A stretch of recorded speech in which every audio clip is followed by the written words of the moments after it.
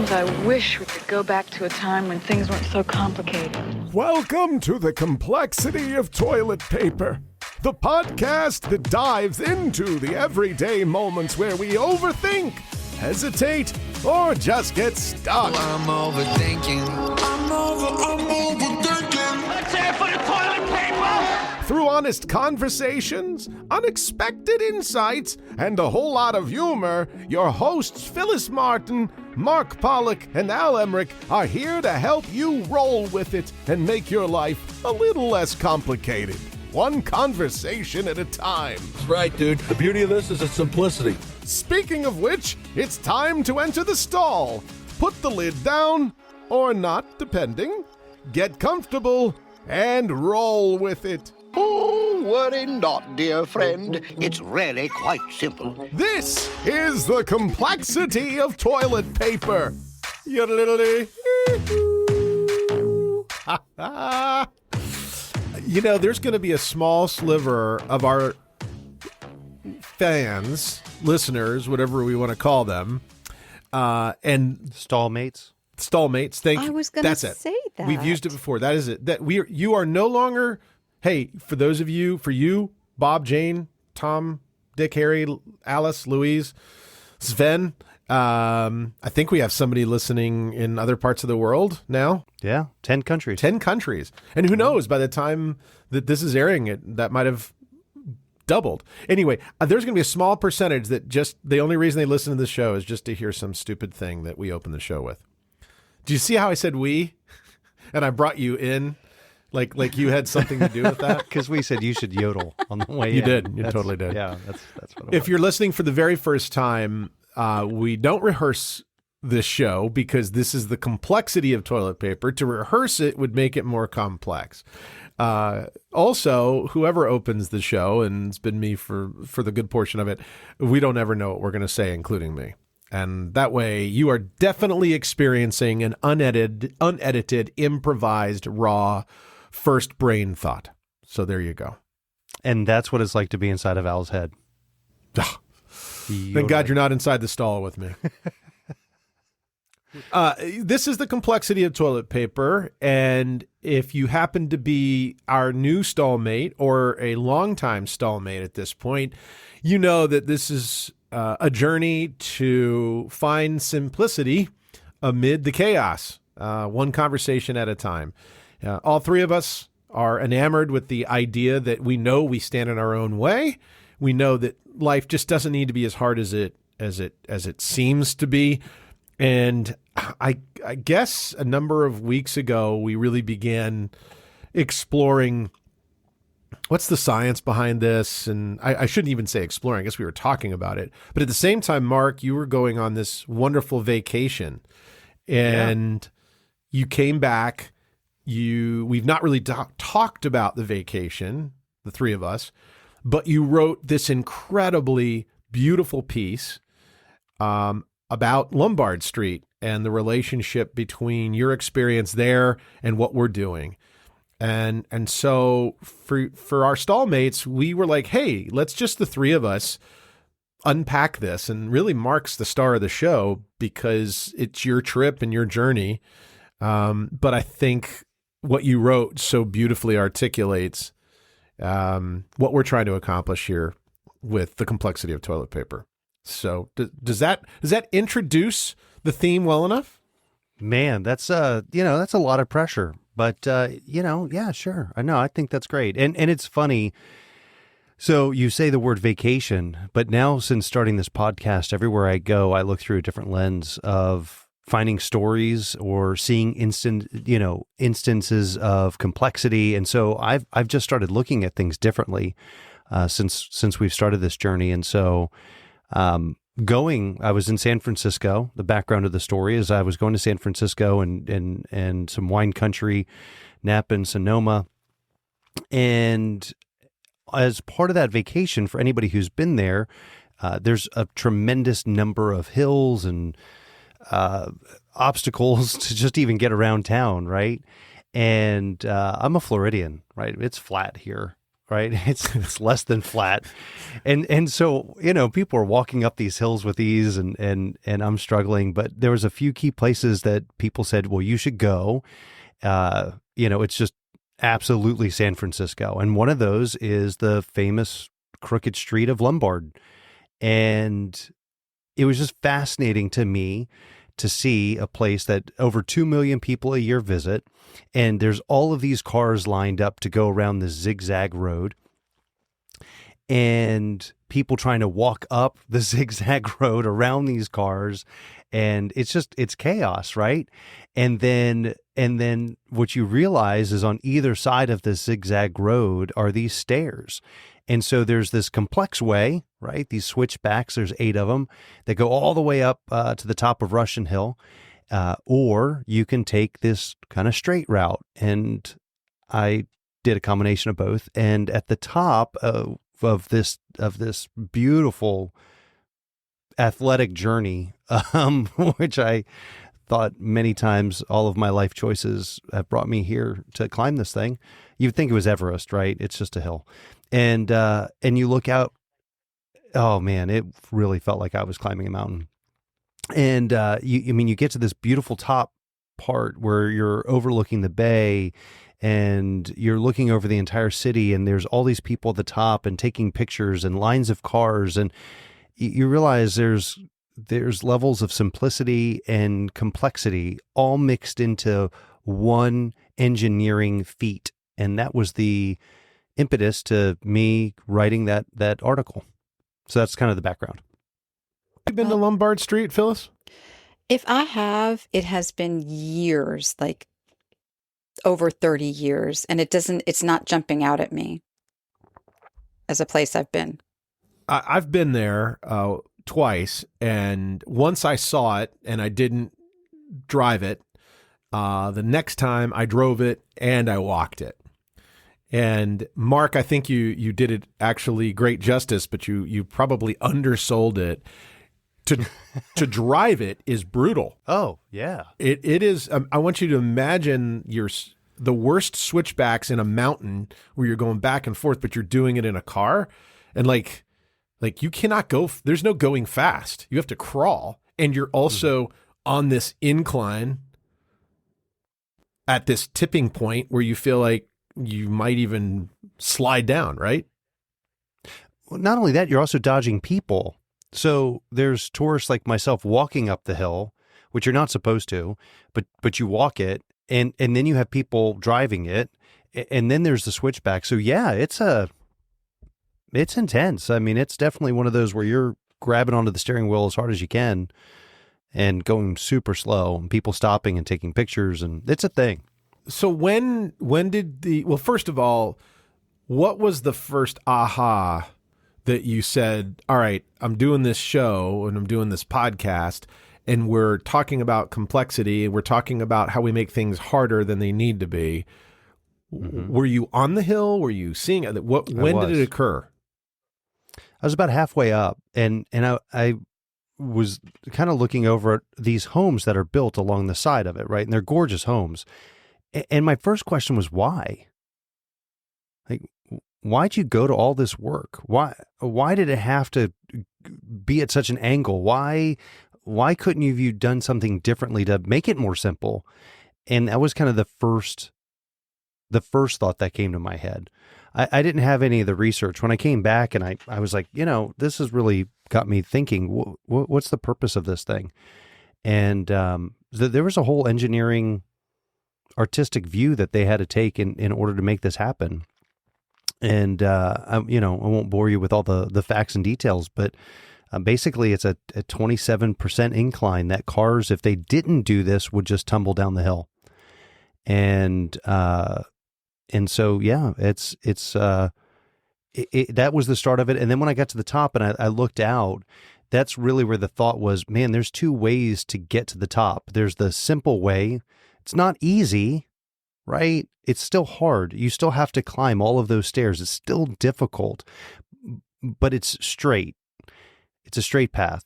And then you have what is more complex and takes longer, which is the switchbacks. And so it was really just an interesting side-by-side comparison of simplicity, straight stairs versus complexity, 8 switchbacks at a 27% incline.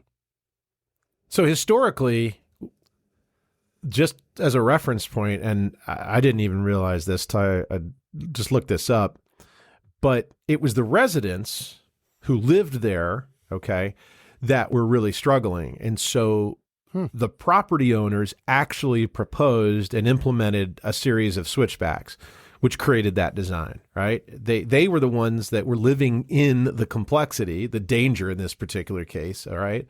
And so then it became this one-way street. But the decision to go with the switchbacks and to make it what it was to make it a more safe, navigable journey for the people that lived there. It was sort of like the analogies, of course, are written all over here.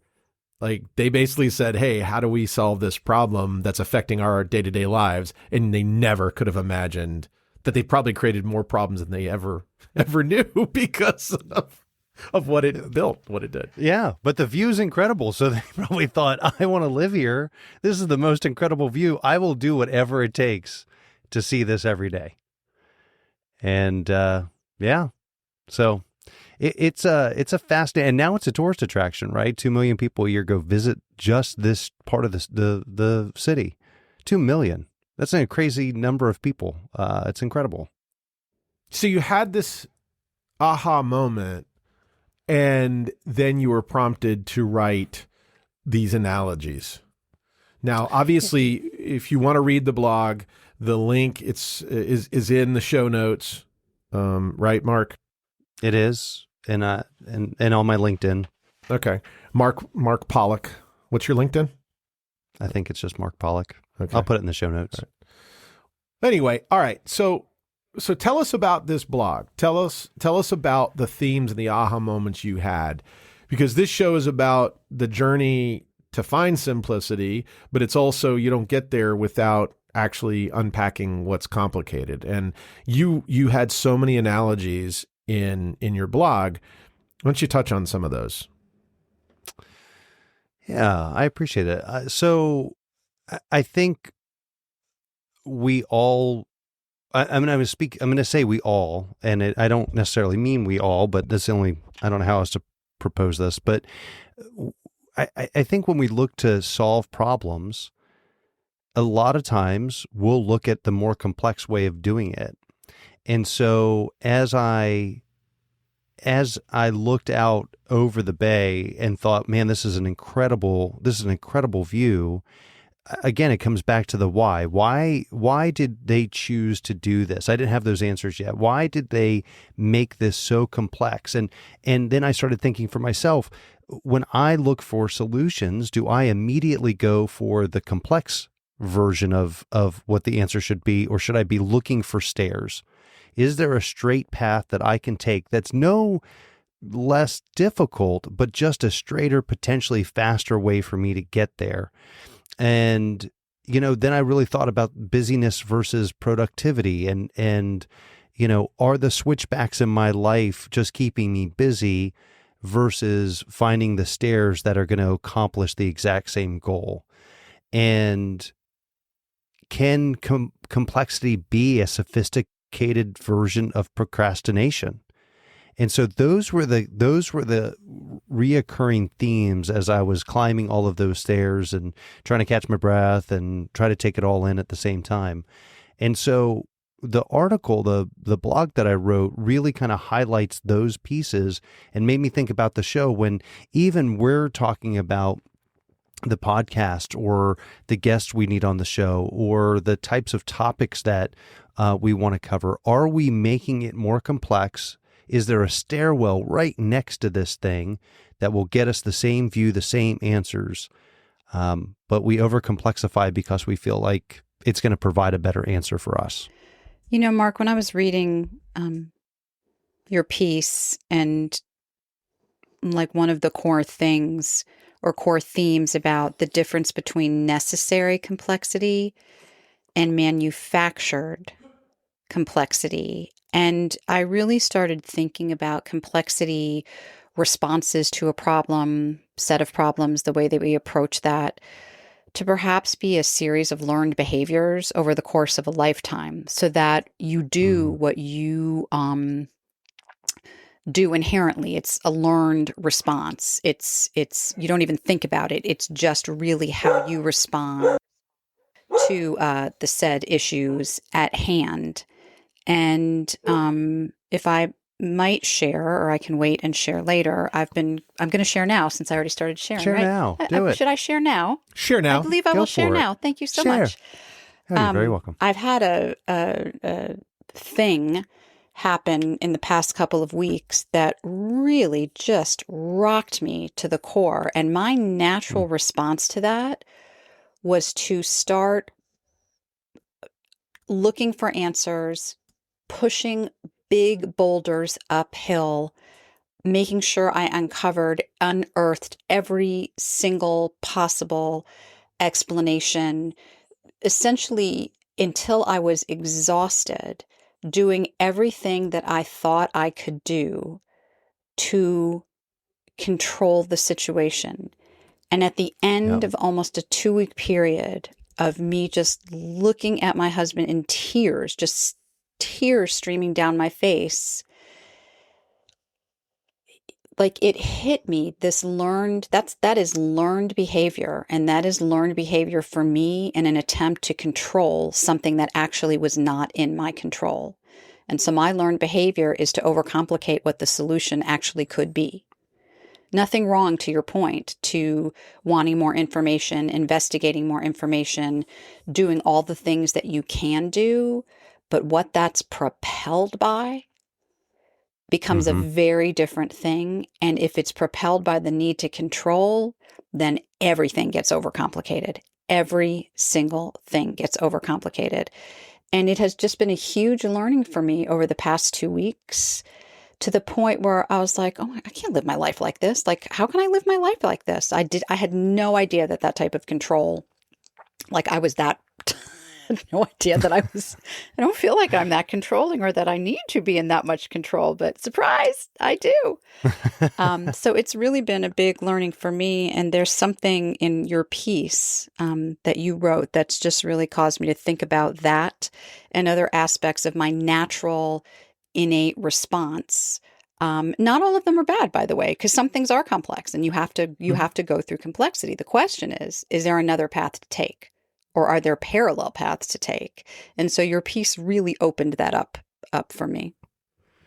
Well, in the divinity of timing, which I fully buy into, from manifestation to prayer to belief in a higher being, this has all come full circle for me, because I picked up the book Effortless by Greg McKeown. And forgive me, Greg, if I'm saying your name wrong. But the book is literally called Effortless. Make it easier to do what matters most. And we're going to tag the heck out of him and hopefully get him on the show, because he talks in the book about, as high achiever, and this is quoting from this, as high achievers, we've been conditioned to believe that the path to success is paved with relentless work.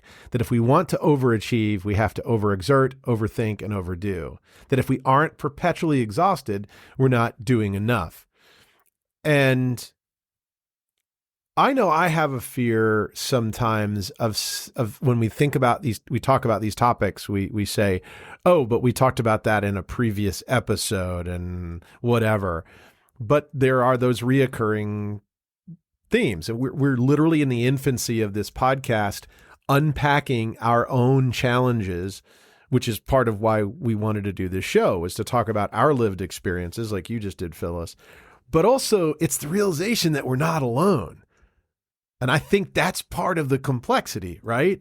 Like, it wasn't one owner that was sitting there on Lombard Street saying, hey, this is effed up. It was the group of people that said, wow, this is tough. If it was just one person, they'd be off on an island. Everybody was experiencing this type of thing. And it has to be harder, that it has to be earned, that you have to grit and grind through it. I think, is part of that peer pressure. And somehow, Phyllis, if you don't, you're not living up or you're not enough. Is that what you're saying? In part, it is what I'm saying. I'm also, like, in light of this conversation, also thinking, oh gosh, I had a thought. It came in and then it went out, and I think it's coming back. Here it is. I was really also thinking that I don't think any of us would have thought this, but so much of the decomplexification, from my perspective, is this learning of these things that are coming up: fear, control, power, all of those things. And that is not complex. That is just hard, because there's some pain involved and some thinking differently than the way that one would normally think. But I think that's, in my opinion, like the great part of this show and us doing this podcast and what our guests are bringing, and the responses from our listeners are bringing as well. And in some ways, I'm really happy about that, because I think there's a collective growth happening. Well, I'm honored that those things spoke to you, especially with the timing that's happening. There's three types of complexity traps that I put into that article that Lombard Street really helped me see. And one is the research spiral, which is exactly what you were talking about, Phyllis, which is, I'm going to start this thing after I read some more books, after I get a little bit better at this, or I got to do this research and I have to do it completely, or it's not going to be right. And then you take that to Lombard Street, and they could have waited to build that street. They could have waited till engineering was stronger, better. There's the perfect timing trap. That's another complexity. They could have waited. They could have said, hey, only 5 of the people here are saying that they want this street. It's really not the best time. We're gonna wait a little while until we build this thing. And so with perfect timing, we talked about it with this podcast. There was a couple times we kicked the can down the road. We're like, it's not time yet. It's not time yet. And finally we said, that's enough of that. We're just going to do it. And then there's the optimization trap, which a lot of what happens with me is that happens at work, right? I'm going to make sure that this system is perfect until I use it. And, those are the 3 big traps that when I was walking up that hill, that really came to my mind, because it applies directly to when they built this thing. They could have done any one of those traps, but there's something that we do almost instinctively every single day to overcomplexify our world. Well, I want to go back to the easy part too, that you talked about earlier, right? And this idea that if it's easier, then you shouldn't do it, right? Right. And yet we take elevators instead of going and using the stairs. We take the escalator, right, instead of using the stairs. And Greg McKeown talks about this in his book. It's literally all over the pages, is that it's this idea that it has to be easier, and it couldn't be real if it really was easier. And I think out the way that, Mark, forgive me because it's your piece, but the way that you said it is, if it's easier, it has less value. In other words, right? Yeah. Like there's a value assigned to hard, which is better, than a value assigned to easy, which is, then it's less worthy.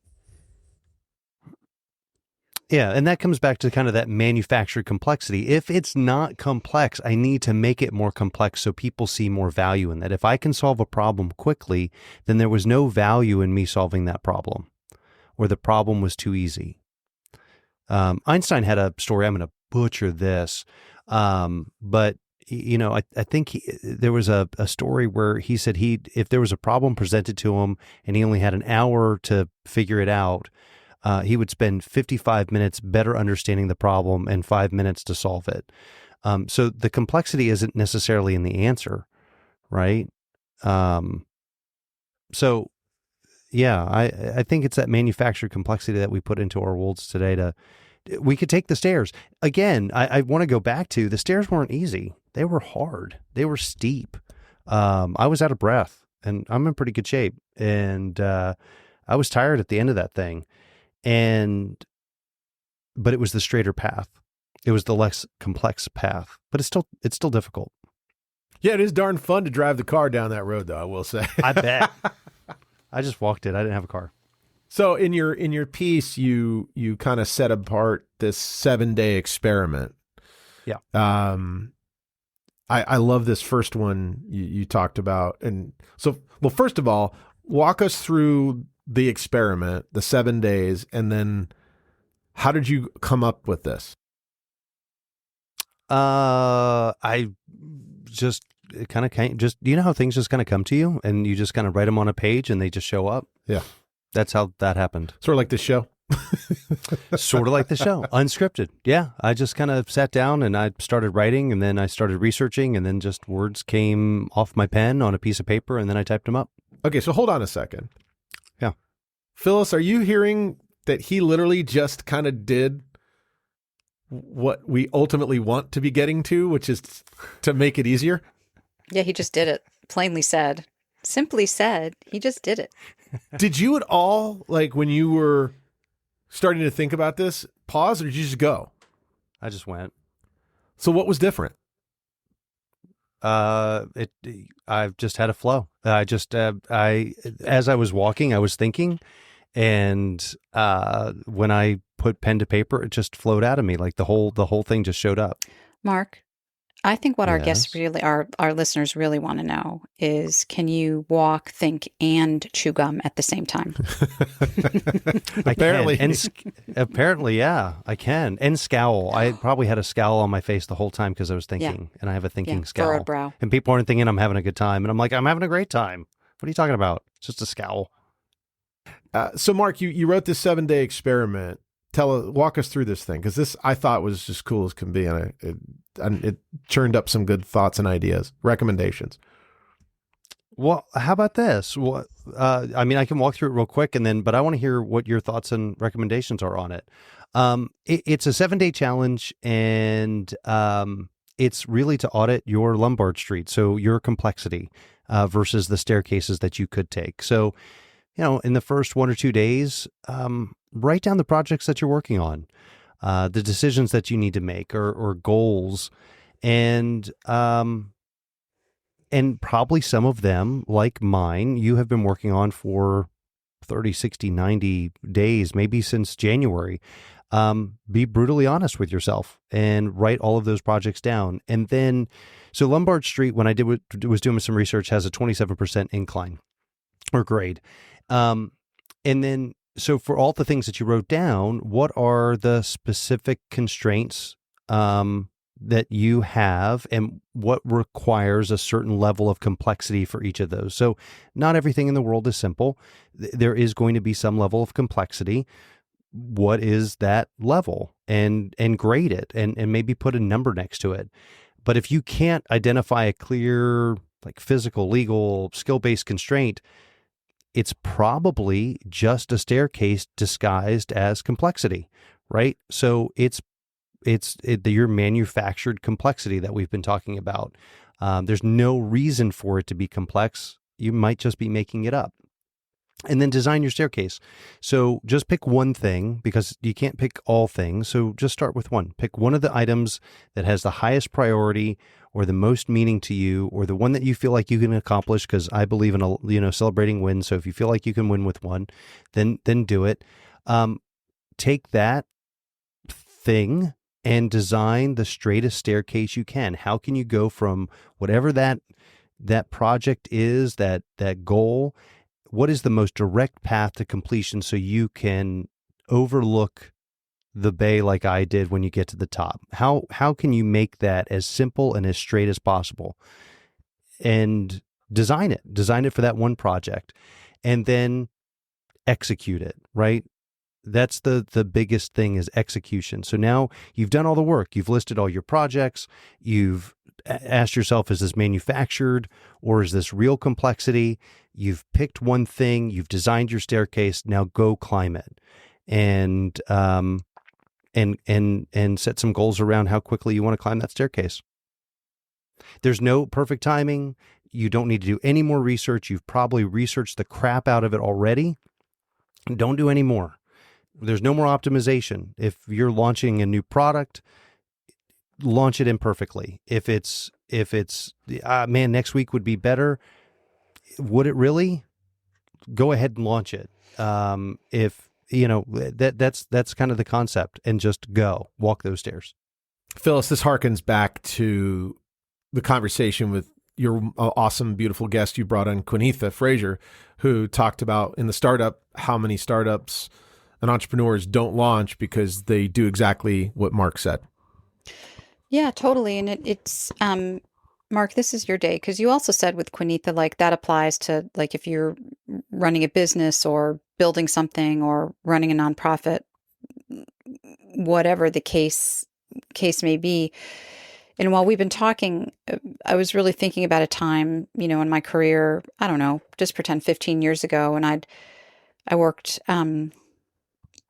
for a great guy who I still am close with, but I'd like come out of a meeting or a committee meeting and he'd be like, hey, when's that, when are we starting this initiative? And I'd be like, oh, we just met, we got to do this, and I got to look at this, and I got a little more research to do. And like 4 weeks would go by, and he'd be like, when is it happening? And, then another 4 weeks would go by. And then he looked at me one day and he said, P. Martin, because that's what he called me, P. Martin, you got to just flip the switch, because until you flip the switch, you don't know if it's going to work or if it's not going to work. Everything else is just a guessing game at your point, at this point in time. And I know you well enough to know you've done a good job getting it to wherever it's at. Let's just flip the switch. And that was really the truth. My hesitancy in flipping the switch is that it wouldn't be perfect. And the truth is there was no way to get it to perfect or as high functioning as it could be unless we flipped the switch. Everything else is just made up and imaginary. And the problem with waiting to perfect is, quite honestly, I think it's just a fear that if it's not perfect, it's going to fail. Yeah. Or that someone's going to look at you and be like, oh my gosh, look what she did. That's all manufactured complexity too. It is. Right? Like it's not even real. It's not, because the learning is in the mistake. That's how you get better. What we say is failure is really learning. Mm-hmm. I'm a big analogy person, as you both know. And Mark, what I so loved about what you wrote is giving me personally an image and an analogy that I could put my hands on helped me clarify more quickly when I'm standing in my own way. And we've talked about this numerous times on multitudes of episodes that I do that all the time. But you have this, I'm going to read it exactly. And I really encourage people to take a look at Mark's post. It's called The Crooked Road of Complexity. It's on Mark's, and we're going to drop a link in the show notes to Mark's writing. But near the end of your article, you wrap it up. You call it The View from the Top. When your goal is the experience, building relationships, developing mastery, enjoying the process, take the curves. When your goal is the destination, launching the business, having the conversation, making the decision, take the stairs. And then you bold this out, which is just beauty. The tragedy isn't taking curves. It's taking curves when you meant to climb stairs. And I don't know anybody that would be listening to this and not go, okay, yeah, and be able to look in front of themselves and go, okay, that's stairs, that's curves. Yep. Yeah. It was beautifully, beautifully written and very powerful, I might add. I guess I need to go on more vacations. You do. Which, how was the vacation? The vacation was fantastic, but it was very cool because I've had this mindset, and everywhere I go now, I look at things through two lenses, the simple path and the complex path. And so more articles to come, more things to chat about. But yeah, it was great. Are we going into the stall? Yeah, we got to do that. All right. Absolutely. Then if that's the case, let's retread the flushing. No more blushing. It's time to step into, what do we call it? The roll up. Roll up. It's the roll up. The roll up. I know it's the roll up. I just was testing you guys. Oh, okay. Can't believe I don't forgot believe the him. fucking name. Yeah, well, you just got off the plane, so we'll forgive you this time. Yeah, thank you. I appreciate But not the next team's- time. No. All right, so Mark, you lead us off. What is your question for us in the stall today? All right, I got a deep one. That's Oh. he said that. I'm trying to go after my mentor Al and have good dad joke here and there. All right, what is one problem you've solved in the past week while in the bathroom? Oh my God. What's one problem I've solved while in the bathroom? In this last week while you were in the bathroom. Okay, the problem I solved while in the bathroom was I selected the fabric that I'm going to use to cover this chair that has been in Tim's family for many, many, many, many, many years. And it's, Mark, you would actually love it. It's kind of funky. It's mid-century, and currently it's like Oh, yeah. covered in this like green suede, which actually, wasn't bad. But I was going through the fabrics while I was in the stall, and I selected that. And that has been like on my list for like 6 months. No, that's a lie. Well, wait a minute. Is a lie, I ask of you. Okay, 4 to 6 months. That's a pretty big problem. Mm-hmm. Well, what'd you solve? Okay, so I can't say it was a big problem, but I can say it was something that was bothering me. And I figured out how I was going to get between gates and still get to eat in the Houston airport Totally during a understand short layover. Yeah. So I was on the plane. I was in the potty because I decided, let's do this now so I don't have to do it in the airport.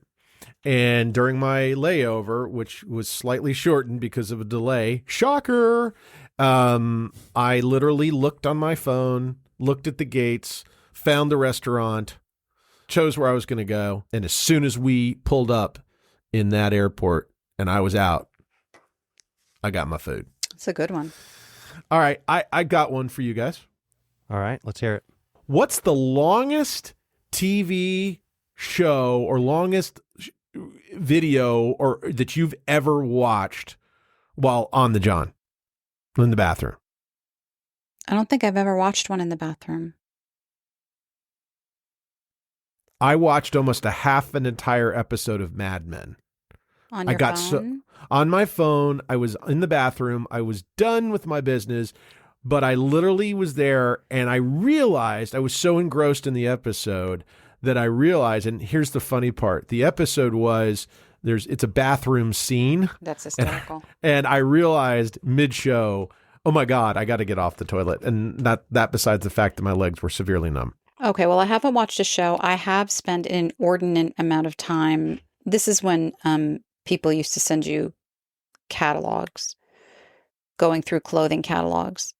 I can stay in there forever looking at clothing catalogs. I see that that's gotten no reaction from either of you. I'm moving on. No, I get it. I catalogs. It's like shopping. Yes. Yeah, I watched half a movie. I wasn't sitting the whole time. I shaved head, so I shaved my head. I went to the bathroom. I brushed my teeth. But I mean, it was. That's a long time. What was the movie? Almost an hour. I'm kind of embarrassed to say, but it was Napoleon Dynamite. That makes so much sense to me. Yeah, I watched it and I took my time and half a movie. So I have a question, but Mark, I think you actually just did this, so I'm going to ask Al first. Al, if you were going to redecorate or redesign your stall, your bathroom, what would that encompass? Oh man. Oh. If I was going to redesign my bathroom, and I'm in an apartment right now, so I can't redesign anything, but it's right. So there's no rules, right? None. Okay. I would have a huge walk-in that has a refrigerator in it. Not a refrigerator, but like a little place to put your drinks. Because I would want it also to be a steam room, right? I was getting highly concerned for a second. Yeah, no. I'm talking about the whole bathroom. I gotcha. Not just the toilet area. Right. I would put a drink holder next to the toilet, because sometimes I go in there and I've got a drink. I'll admit, sometimes it's a cocktail, sometimes it's just water, and it would have a phone holder. Interesting. Oh, that would be useful. Yeah, that would be super phone useful. holder, and then it would have finally a place to put whatever reading materials, which is they're typically on little tables and things, but I'd rather put it in a slot. Gotcha. So there's a lot going on. It almost sounds like you could just open up all the walls and just the bathroom's also the living room, The kitchen, bedroom. it's all of it. It's a second house. You go here, here's the ensuite. And then, it's got everything in there. That wouldn't be a bad idea, actually. Yeah. Mark? Oh, me? I would make mine look like a spa. I want to pretend that when I woke up that I was in someplace fancy. And so, steam room, one of those towel holders with all the towels all nicely rolled. Someone to hand me mints when I leave. Oh, mints. Or spray me with some cologne. Does that even done anywhere anymore? I don't think so. I haven't seen that in years. Not anywhere we go. Do you remember? I remember that, man. You would go to the clubs, and there was the person you would tip, and the problem was usually these were places that would never exist. No. The cologne always was nasty. Oh, and they spray way too much. But at midnight, you're like, oh, yeah, I've been dancing. I smell. You should hit me up with that cologne. And so you smell like... Sweaty cologne is what you smell like. And mints that had been in the bathroom for months. And, I always felt bad because I never had cash. So they would like spray me real quick and I'd take a mint and I never had a tip. So I'm sorry. I would always tell I was so cheap, busted broke back then. I would tell, but I felt so bad for the guy that was working in the bathroom that I would apologize to him. I would say, hey man, I just don't have the money, but I really appreciate what you're doing. And then I'd have the nerve to ask him for an extra mint. Yeah. And a towel. Can I have a towel? Thanks. By the way, what did you call it? Something cologne? Sweaty cologne? That should be the name of a band. Sweaty cologne. Sweaty cologne. And the mints. Sweaty cologne and the mints. Sweaty cologne, yes. Sweaty cologne and the mints. Live in concert. Sweaty cologne and the mints. $5 to sell you the whole seat, but you just need the itch. Here we go. All right. Hey, you signed up with us, Phil. I You know, signed up. and we I'm did. so glad I did. Phil, I think we should ponder over some big takeaways based on Mark's tutelage today. I feel like my biggest well, maybe not my biggest, but a big takeaway for me is when is it the staircase and when is it the windy road? And there's something delicious in the windy road for me, Mark, in the way that you described it, because that makes so much sense to me when you have the time and the reason to do that. And then I really am going to hold up this notion of when is it the staircase? Like, when can it be the staircase? It's bringing me great joy to think about. There can be a lot of straight staircases, likely, if I just take a minute to think about it in the way that you've described. I'm revisiting the line, or I shouldn't say line. It was a big section in the book, "Effortless." Hello, as I think about it, and the idea that he proposes to ask yourself literally the question, how could I make this easier? Like literally, what would be the easiest way to accomplish this task? I've tried it a few times, but I'm reading the book in real time, so I haven't adopted it yet or put it into a practice. But this makes it easier based on this analogy that you put forth, Mark, and that is the staircase or the because ironically, I just can't get over the duplicity of the fact that the staircase still sounds like it's more tough versus the curves, right? And anyway, that's me overthinking though. So Really? no, shocker. Mark, did you know that? No, I didn't. This is the first time I've ever heard anything like that. The other thing that really stands out, and I said it earlier, but the difference between necessary complexity and manufactured complexity. Oh yeah. And that's just a yowzer. That's a drop the mic moment for me. Which is really for you since it's your words. No, I'm just honored that you guys thought so much of it, and that it was meaningful for you. If there were a couple of takeaways that I'd like everybody just to think about as they go on with their week is, when is complexity valuable? So Phyllis and Al, you both said that. So, again, kind of the relationship building, the skill development, enjoyment of the process. When simplicity the goal? So when you have to execute, launch, decide, those sort of things. And then catching yourself. Are you taking a complex path just to take it? Or do you just need to take the stairs? So thank you. It was fun to write. It was a fun place to go. It had me thinking. I'm looking forward to the other pieces that I want to write about it. But there's a lot of stairs, Phyllis. I think that you said it perfectly. There's a lot of stairs that we could be taking. So awesome. Yeah, it was fun. Thank you. You know what you did, Mark?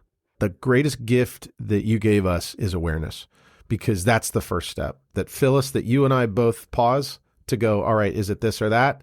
That's the first step. Mm-hmm. Right? And anyway. Okay.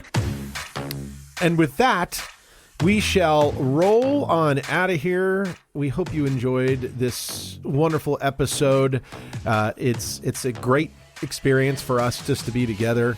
Thank you for rolling along with us, not just because we're trying to create a show that means something, but we're also trying to really have real conversations that we want you to be a part of in an ongoing way.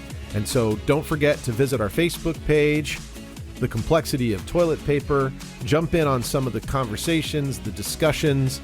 We also now have a Complexity of Toilet Paper page on LinkedIn, so you can check that out. That's on LinkedIn from the business side. More to come down the road on all of that. Thank you so much. This is The Complexity of Toilet Paper. Did you say toilet paper? Everything complicated. One big medieval mess. I'm overthinking.